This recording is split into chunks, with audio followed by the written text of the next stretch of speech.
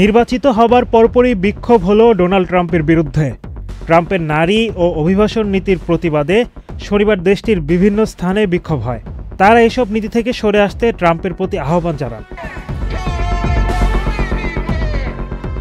নারীদের প্রজনন অধিকার নিয়ে হুমকি তৈরি হওয়া ও প্রেসিডেন্ট হিসেবে দায়িত্ব গ্রহণের পরপরই যুক্তরাষ্ট্র থেকে গণহারে অভিবাসীদের বের করে দেওয়ার ঘোষণায় ডোনাল্ড ট্রাম্পের বিরুদ্ধে বিক্ষোভ হয়। বিক্ষোভে অংশ নিতে নিউ ইয়র্ক ও সিয়েটল সহ অন্যান্য শহরের হাজার হাজার মানুষ রাস্তায় নেমে আসেন।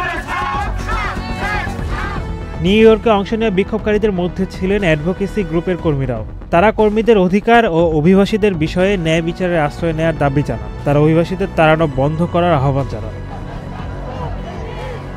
ট্রাম্প সরকার ইতোমধ্যে অভিবাসীদের তাড়াতে নানা পরিকল্পনা সাজাচ্ছে। বার্তা সংস্থা এএফপির প্রতিবেদনে বলা হয়েছে, অবৈধ অভিবাসী সমস্যা সমাধানের প্রতিশ্রুতি মোতাবেক সাবেক পুলিশ ও অভিবাসন কর্মকর্তা টম হোমানকে সীমান্ত রক্ষার দায়িত্ব দিচ্ছেন ডোনাল্ড ট্রাম্প। তার সামাজিক যোগাযোগ মাধ্যমে দেওয়া পোস্টের বরাত দিয়ে এ তথ্য জানানো হয়েছে।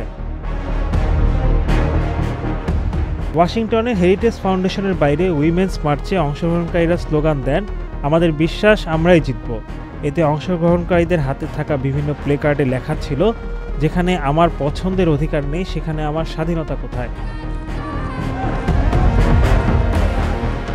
সিএনএন ও এনবিসি জানিয়েছে, 4 দিনের ভোট গণনা শেষে অ্যারিজোনায় জেতার মধ্য দিয়ে আরও 11টি ইলেকটোরাল কলেজ ভোট পেয়েছেন ট্রাম্প। এই রাজ্যে বিপুল সংখ্যক হিস্পানি জনগোষ্ঠীর বসবাস। এদিকে প্রথম মেয়াদের পররাষ্ট্রমন্ত্রী মাইক পম্পে এবং জাতিসংঘের দূত নিকি হেলিকে দ্বিতীয় মেয়াদের প্রশাসনে না রাখার সিদ্ধান্ত নিয়েছেন ট্রাম্প।